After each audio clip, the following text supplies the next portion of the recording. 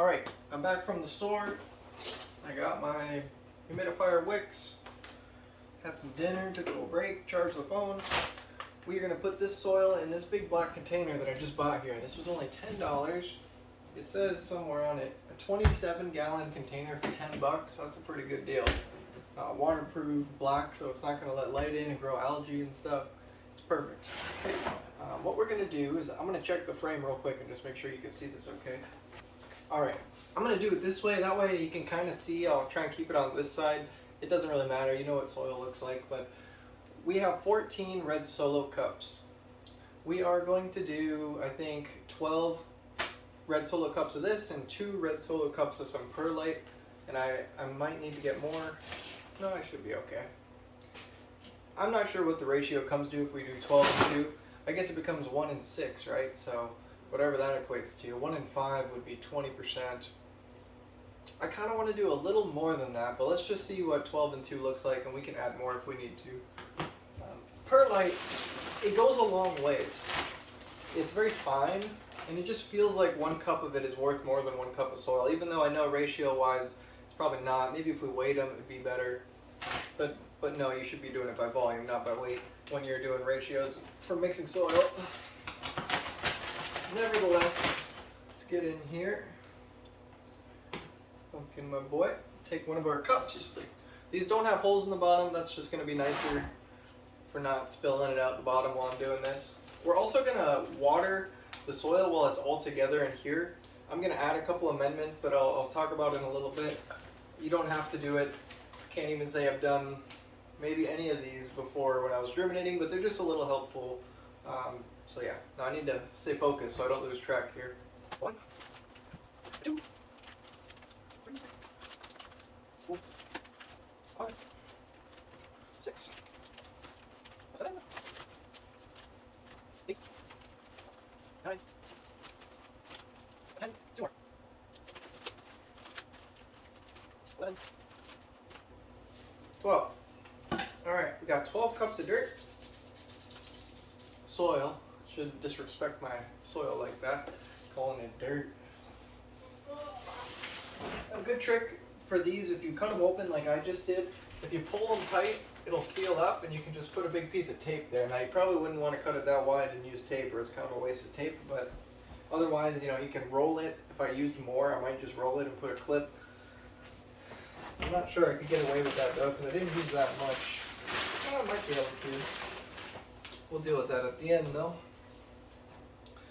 So we got our soil. Now we need 2 cups of this here perlite. Perlite is a volcanic rock. At least that's my understanding. Oh, it's a new one. Good. I thought we used it already. It's a volcanic rock that helps with not water retention, but just aeration of the soil. It lets the water run through the little perlite areas easily, and it helps prevent overwatering. It just helps it dry out quicker, essentially, which makes overwatering much harder. Hope I'm in the frame. Remember that overwatering is not watering too much at once, but it is overwatering is watering too frequently. It's a very important distinction, and it's common to say overwatering in either sense, but the biggest problem is doing it too frequently. As long as you have a good draining container, you could dump an endless amount of water and it's going to dry out in the same amount of time. Now there's downsides to putting too much water through it, because then you're leaching out the nutrients and you're basically burning money. But sometimes you want to do that if it's got too much buildup and whatnot. So just some things to keep in mind. What are we doing here? 2 cups of perlite. Distracted myself. Oh, and the reason I started talking about what it is you don't want to breathe in the fumes. It's not quite like insulation, but it's just not great if you breathe it in. It can be like irritating. Like right now I can feel the little particles. You really shouldn't even do it inside. I'm not sure if you can see that, but a little dust will come up. And I've seen other people recommend wetting it down first to minimize that dust dispersed in the air. It's a good idea. Could have done it, but it's not a big deal. I've done it a lot before, which is a terrible reason to do something unhealthy, you know, to justify it. But nevertheless, here we are. 2 cups. I don't know if you can see that, but look at how fine this perlite is. You can get different sizes. I would get bigger than this. This is kind of too fine. Apparently I hadn't opened this one before. I thought it was a little thicker or more coarse. But this is okay. Better too small, I think, than too big. Just gonna mix this together here. Get it nice and mixed up. You don't want to have any pockets of perlite because the water is just going to run right through there and the roots are going to be kind of unhappy. So you want to get it nice and mixed. The Happy Frog already has some perlite in it. And the ratio I kind of shoot for as a rule of thumb is like 70-30 is a good ratio if you're growing with something like Happy Frog or the Fox Farm soil. Maybe any soil. But we did a little bit less than 70-30 here, and just look at how speckled it is. You know, there's a lot of perlite in there.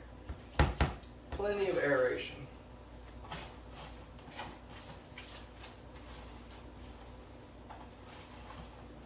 Okay, now let's start filling our cups. I gotta go grab them real quick. Alright, I lied. I've got the cups now, but what we're gonna do first is we're gonna water. And before I water, I need to add a couple things to the water. I just waited so that I could tell you about it and show you. Otherwise, I would have had this all like prepared. You know, if you're doing it, try not to waste your time and do it all as conveniently as you can in one motion. What I mean by that is when you're filling your water, you know, go ahead and prepare it if you're about to use it. But this is just a 3-gallon sprayer. Nothing fancy. It's like a VivoSun brand probably. You've heard me say it before. Let me see if that's true. It is. I'll say it again. They've got cheap alternatives to all of the common things you're going to use. I haven't used this extensively because it takes a little while to water, but I have used it a lot and I've had it for a couple years. And it seems good quality to me. Like, you know, nothing's broke on me. This tube here is maybe a little bit of a pain point because it pinches, but the tube is easily replaceable for cheap. What we are going to add, first of all, we're going to add this Rootwise, which I've never added before, but I am excited. It's a microbe inoculant, just kind of get a little bit of life in there. I think it probably makes the least difference with these tiny containers that we're starting in, but I still want to do it, just kind of inoculate my soil and get the life going in there. I'm going to kind of treat it like a normal Fox Farm soil like I would normally using their schedule, but I'm going to give it a little bit of twist, a little bit of living soil treatment. It could go terribly, but we're going to find out. Let me see if you can see this here. It is very dark now, sorry. So this is called Rootwise Microbe Complete. I bought this from Build-A-Soil, but I believe they just resell it. I was looking for the brand name. I don't really see it on there. But let me just read the instructions real quick. It says you use a very tiny amount. I know that. Wow, the print on here is absolutely tiny. I swear I'm not that old yet. It says simple drench, initial inoculation, which is now. Mix 1 tablespoon into 5 gallons of water and drench root zone of each container. So this is 3 gallons. We're going to use less than a tablespoon. We'll use like half a tablespoon.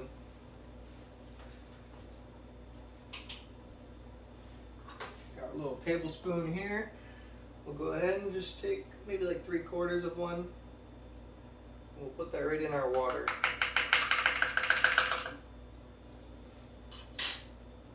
And then let's see where I put the lid. Here it is. The next thing we're going to add is this here is yucca extract. Yucca extract is a saponin. Or I guess yucca extract is a saponin extract. Saponin is kind of a soapy something. Maybe it's an oil, I'm not really sure about that part, but it works as a surfactant, making your water saturate the medium more evenly, which is better, penetrates faster. So maybe not faster, just more evenly. So otherwise, if you used the just normal water in a very dry container and you just pour on a bunch real quick, it's gonna make little channels, right, and channel out. And it'll kind of even out, but it's not the kind of perfectly even that you would prefer. A tiny, tiny, tiny little bit of this, like I believe it's a 1/16 of a tablespoon or 1/16 of a teaspoon per 5 gallons, an incredibly small amount is enough to make it so your water just runs much better. You notice this also if you're doing a foliar application, like just spraying water on the leaves in general. Instead of beating up on the leaves and having spots without water and then little, bubbles of water, it's going to evenly coat the leaf. So it's got a lot of great uses. I think there's even some antifungal properties, like the kinds that you don't want on your plant. Not the good kind, like microbes in the soil. But nevertheless, I'm going to put a little bit in there. I hope everything's in the frame. I get the feeling this is not.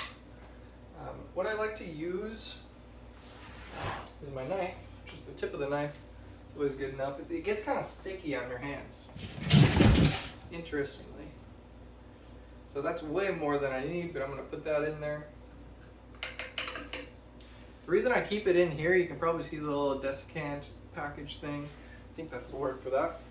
It absorbs moisture like crazy. And so if we left it open, it would be hard as a rock in no time, and it would have sucked all the water in. Just like those little desiccant packets, over time, they turn rock hard, like in a beef jerky package or whatever you might know it from. Close this up. We'll go ahead and use the wand to give it a good stir. And I do want to stir thoroughly. I've been on the fence whether or not we're going to pH. I haven't been pHing the water for my living soil containers that have been growing cover crop for a month, and they're doing completely fine. Granted, it is a different plant, and it's different soil makeup, and Fox Farms recommends that you do pH your water. I probably should. Make sure it's nice and mixed up. But I don't want to, that's the thing. Part of the reason I'm trying living soil is I want to get away from that extra step every time I water.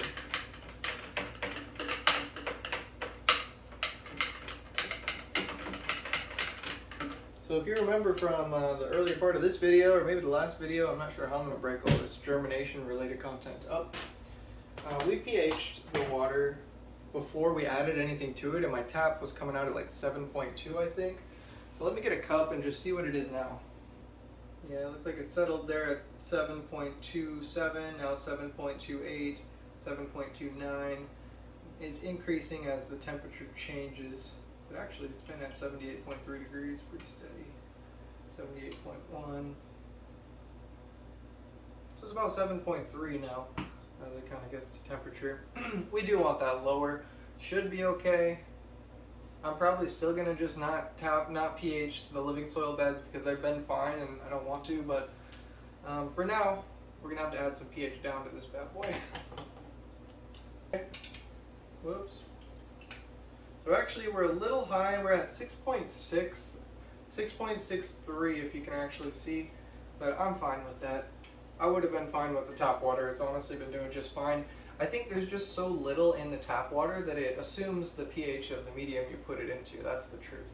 So it's a little bit arbitrary if you have really pure water to add all these different things. Now, I could be wrong about that.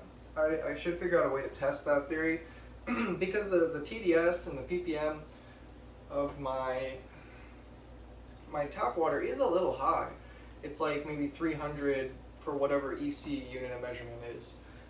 And you'd like to see that at like 50 or 20 to really be talking about very clean water. But I think that extra stuff is maybe just calcium from the sides of the pipes and things like that. I've looked at the water report, there's no chlorine, there's no chloramine. The only thing they use is a little bit of fluoride, and there's just not a lot in it, so it's pretty clean water. And I'm very happy for that. It was the first place I've been, the first little town that had really clean water. Normally I gotta let my buckets sit out and stuff, and those are things you should take into consideration. I'm documenting my journey, but I also want you to be able to apply this to your own. If this is your first time doing it, it's easy to overlook. You want to let your water sit out if it's full of chlorine. Definitely Google your town name, your city name, whether it's Duluth, Minnesota, whatever it is, and a water report. The city has to have the water report posted. Sometimes they're a year old, but it'll give you a good idea. And look through and see what do they use. You're looking for chlorine and chloramine. Chloramine is FDA approved as safe for humans and plants at the dosage they usually use it at, but at higher doses it's still an antimicrobial, so it's a little rough, and it's tough to get chloramine out. There's things you can add. I think humic acid maybe. Could be wrong about that, but chlorine though is a gas and will off gas out of your water within about 24 hours of just sitting still. So fill a 5 gallon bucket, set it in the corner outside, and let it off gas, and you'll be good. I'd recommend maybe not outside though, because then you'll have your little bug larvae and whatnot floating on the top, and that's unfortunate. So I'm going to put this lid on here, and I'm going to add some water. How much water should we add? That's the question, and man, that's one of the toughest questions with growing in general, is like, how much do I do right now? But fortunately, adding enough perlite like we did makes it real easy. If I use too much water, it's fine. If I don't use enough water, it's kind of a problem. So we're going to lean on the side of too much. This is very dry. It's been sitting in my kitchen for maybe not over a month, but about a month now. So I want to add a good bit. I'd say 20 to 30% of the volume of soil that you have usually gets you somewhat close. But I think we're probably just going to start with like 30%.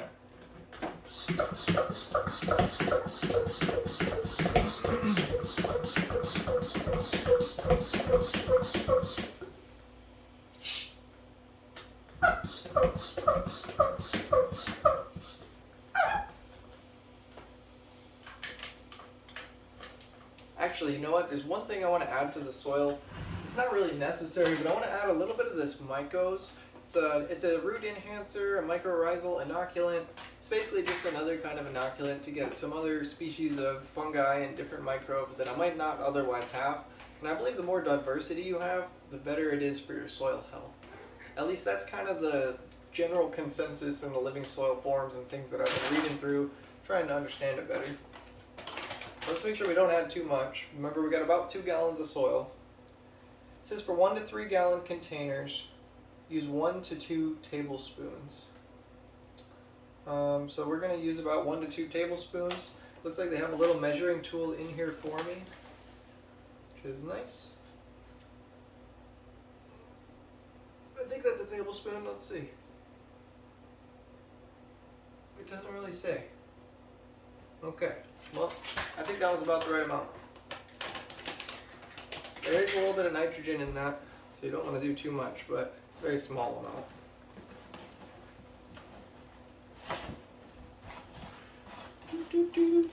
And do not go out of your way to buy those necessarily just because you see me adding them. Look into, the products, and I think it's not a bad idea to have different kind of inoculants, but you can also make compost teas or do different things to add microbes. And your soil is going to have microbes in it anyways if you're getting any kind of decent soil. So it's not the end of the world at all. Alright, so we got it good and mixed up now. Let's add our water.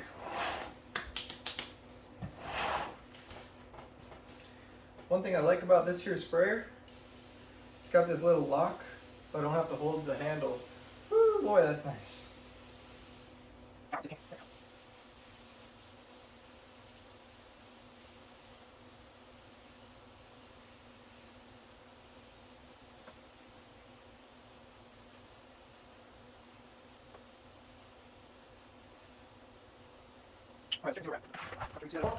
We started about here. We are now about here. I think we want to get to more like down here, so about double what we just did.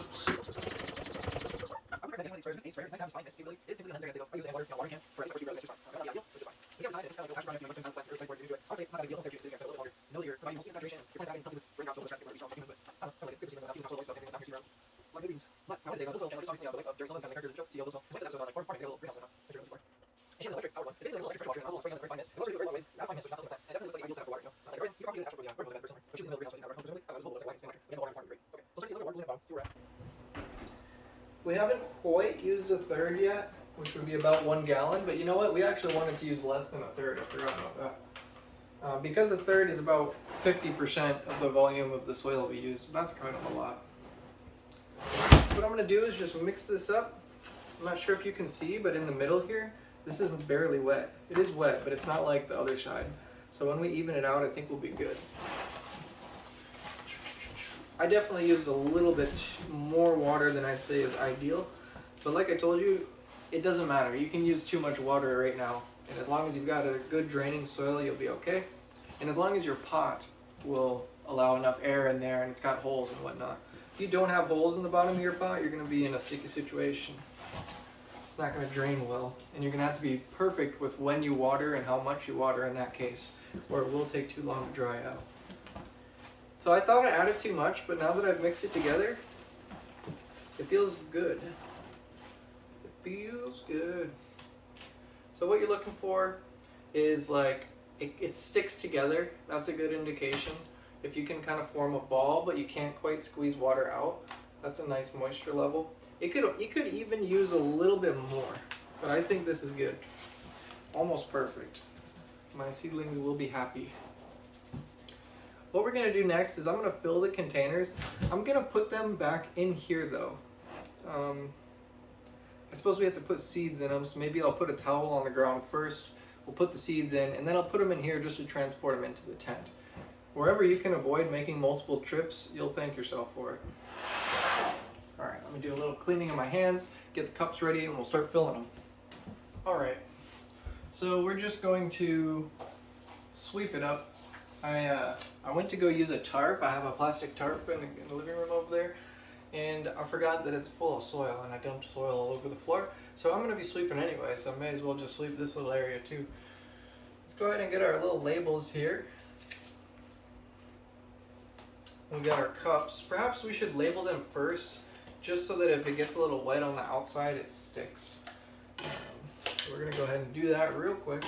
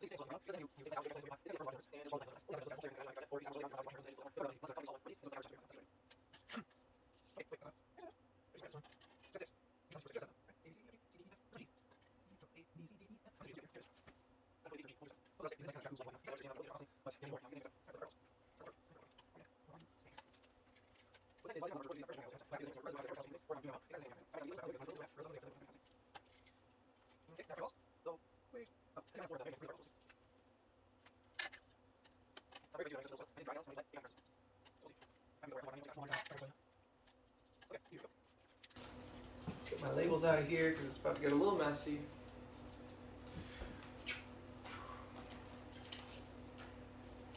You also want to document pretty much everything you're doing. I have a journal. I'm going to note this all in. Luckily I have the videos where I can look back and see all the major things that we're going to do, so I don't know how much journaling I'll do. Probably still enough though, because I do things throughout the week where I may not make a video for it. But we'll see. I've been making more shorts. Maybe I'll just document more through the shorts. Let me know in the comments if I don't edit this part out. If you do not mind the shorts, are you getting notifications? Is it annoying to you? Because I could do like a short every day. I mean, I at least look at them every day. I don't want to commit to that kind of like a schedule just yet, at least. But if you'd be fine with one short per day or more, I could pump those bad boys out and keep you up to date, and also use it as like a really nice journal for myself is what I'm saying. It would serve multiple purposes. And so it's kind of like a good idea. Normally you'd want to fill this pretty much to the top. I'd say like leave a fingernail worth. It's pretty good right now. You just want to try and use as much space as you can. More space for the roots is going to give you a happier, healthier plant, bigger plant, and it's going to be a little bit longer before it gets root bound. That one could even use a little bit more, but let's just see how much we end up with.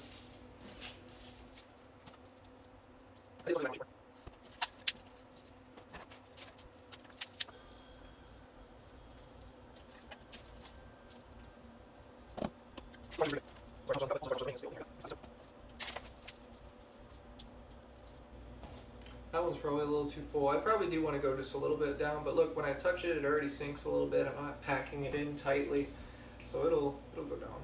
What you just want to avoid with overfilling is if you have it completely flush, like this one's kind of close.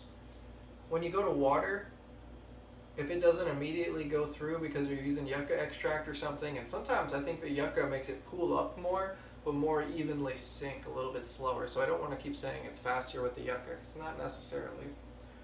But it'll pool over the edge. Especially if you use small perlite like I have, or perlite. You'll notice the perlite floats to the top, and then when you go to water, it'll float off the edge easily. It's just kind of a nuisance, something you can avoid by not overfilling your cups. Or whatever container you're in. I'm using cups because I always start in cups, and they work well, and they're nice size, and they stack, and cups are just cool. But small pots, whatever you have, doesn't have to be 18 ounces like these. It could be a 1 gallon pot that you start in. It could be smaller. It's not a big deal. Try not to overthink things. I'm guilty of that often. Overthinking things is honestly how you cause more problems in the garden than underthinking things. Like, the plant wants to survive. Now, if you underthink things in the sense that you didn't do enough research to know not to just put too much fertilizer, or to not pH after you add liquid nutrients, things like those kind of mistakes will cost you. But when it comes to like overcorrecting a problem and things like that, that's where overthinking tends to get me in trouble, and other people as well. Alright, so my phone overheated and turned off before I finished filling the cups. It's not a big deal. I just finished filling the last couple cups. I imagine you got the point after 10 of them. I'm going to go ahead and just plant the seeds in the morning / tomorrow sometime. There's a couple of them that are ready to go, and I was excited to do it tonight, but at this point it's just going to be doing it all over again tomorrow if I don't wait anyways. It's not going to matter to you because it's all going to be edited out, but we'll just go ahead and wait till the morning / tomorrow, and then I'll put the seeds in the soil, and that way I can do them all at once. Even if they're not germinated at that point in the paper towel, I'm still going to put them in the soil just to move on to the next step. So I'll see you then.